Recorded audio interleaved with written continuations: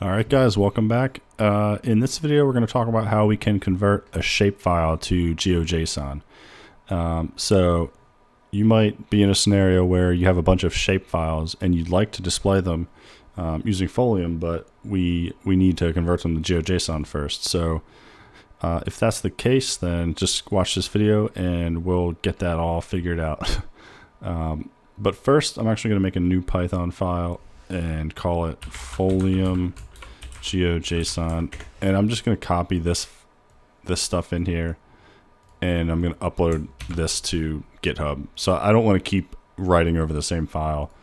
And while we're at it, let's just make a new Python file for convert to GeoJSON. All right, and I'm just going to Google Folium shapefile just to see if we can work with shapefiles. So I was looking at this earlier and I went to this website and they're basically saying step one, get some GeoJSON. Then they're saying, okay, if you have a shapefile, Folium can't handle shapefiles, only GeoJSON. Now they're saying we can do the translation with a Gdal command. So Gdal is this open source library that allows you to convert from different formats and a ton of other stuff. And here they're just showing us how we can do it. So they're showing us two different methods. This is using like if you were to actually download Gdal/OGR, this is how you would use it in the command line, but we're going to use the Python bindings for Gdal. So let's just copy this and I'll put all this in the in a text file like I usually do. And then let's go back to PyCharm. And let's just paste this function in here. So you can see where we have our first dilemma is this Gdal package. And we can't just say import Gdal because we don't have Gdal installed. So if you remember, we're working in this Anaconda project, this Python Anaconda project. So we need to go to type Anaconda. We need to install this new package. So if we do conda env list, we need to switch to our Folium project environment. So just say activate Folium project. Now, if we say conda list, we're going to see all the packages. And you notice Gdal is not in here.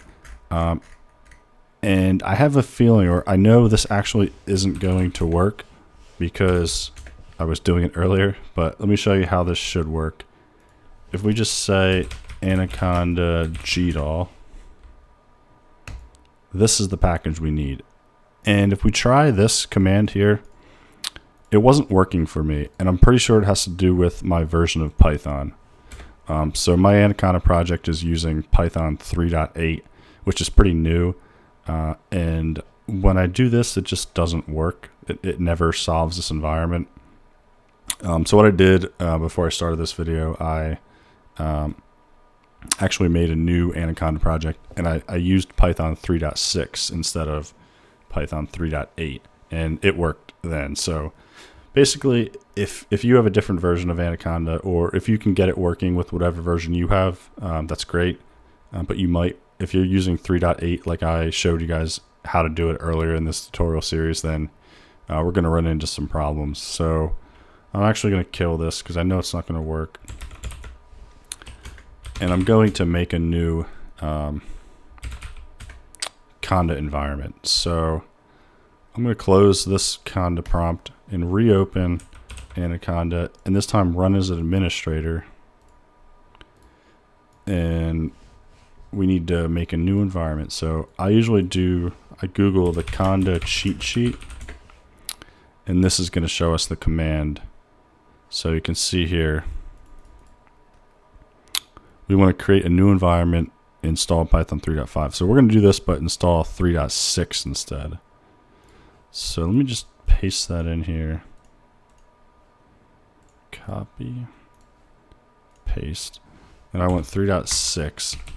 And let's call it py36 underscore folium. All right. And this is just going to make a very bare bones Anaconda environment. So if I hit enter, meaning that not a lot of packages are going to be installed, but that's fine. We're just going to install whatever we need. So this is all that's going to be installed. So literally just the basics. So we have pip, setup tools. So just say yes. All right.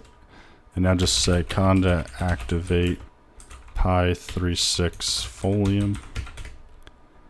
All right. And conda list. You can see that's all we have installed. So now we can try this conda Gdal install. And I did this earlier, so I know it works, but yeah, there must be some, like Python 3.8 must not be supported by this conda environment yet. Something like that, but that's fine. We'll just go back to 3.6. And this kind of stuff happens all the time with Python, and there's different versions conflict with things. So that's one of the benefits of conda. We can just easily create a new environment. So now if I say conda list, we'll see we have a bunch more. Look at all this. All of these were installed because Gdal required all these packages. So that's cool. So next we need to install Folium. Because remember, we have this new package. We don't have Folium installed yet. So again, Folium is going to require all these things. So just say yes. Okay, so I'm going to type Python. And then I'm going to import sys and print sys.executable just to see where this is. So this is our new Python that we're going to use. This is the new one that is that has Gdal and also Folium. So now let's go back to PyCharm and let's change our interpreter here. So instead of pointing to this 3.8, we're going to go to this new one. You see I have a bunch of different projects here. Go to conda, existing interpreter, and we need to go to, so just browse to wherever it is here. So see, for me it's program data Anaconda 3. So we need the Py36 Folium and python.exe and make available to all projects. All right, and then just give this a second to update.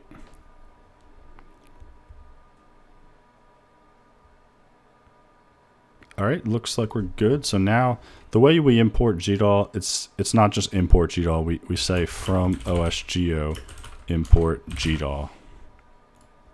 Okay, so now we have the package ready. So let's get rid of this. I don't know why this field name's here. We don't need that. So it's pretty simple. I'm just gonna make this cleaner a little bit. And now we should just be able to run this function. So if we say shape file to GeoJSON, so the in file, that's going to be our shape file. In file equals. So actually, now let's download a shape file because we don't have one yet.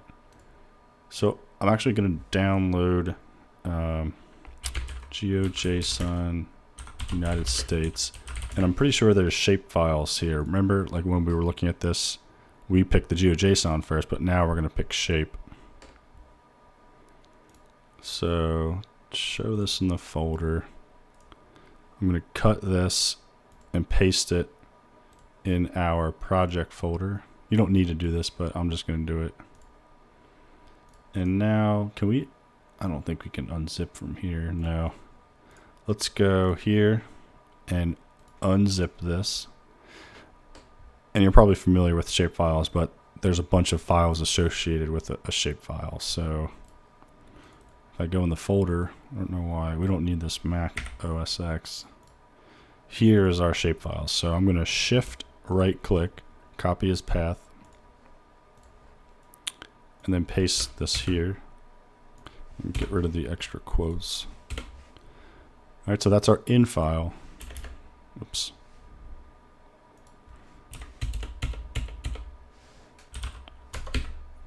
And our out file is just going to be, let's just copy this just for now, just to make sure we can get it working. Just copy this, So that's the exact same path, but instead of .shp, just call it .geojson. All right. So now let's try it. So when we run this, it's going to run this function and convert it to GeoJSON. And if you notice up here, we should see a new GeoJSON file get created. Assuming there's no issue. Okay, so it worked, I think. Oh, yeah, it's buried in here, right? There it is, GeoJSON. So let me see here. Let's just also look at it in file browser. So let's open it up with Notepad.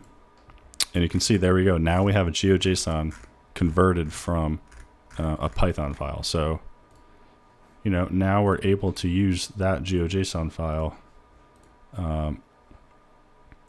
in Folium. So let's take this file, copy it, and remember how before we were using the GeoJSON that we downloaded, it was actually called just .json in this. Now we're going to use our new one. Sorry if I'm moving back and forth too fast. This was the one from the last video, the script from the last video. I'm just going to run this and just look at it, at our new index.html. And this now is using our states that just got converted. And there you go. It's the same exact thing. Cool. So hope that was helpful. Hope I didn't move too fast. Pretty simple function here. The hardest part is just getting the packages all configured. Gdal is kind of notorious for kind of being annoying to install. But hopefully you got it up and running easily. And I think maybe in the next video, I'll make a script that combines this with this. And basically it'll ask the user to like input a shapefile and then click enter, and it'll convert it all for you and make a map out of it just in one fell swoop. Yeah, so I'll see you in the next video.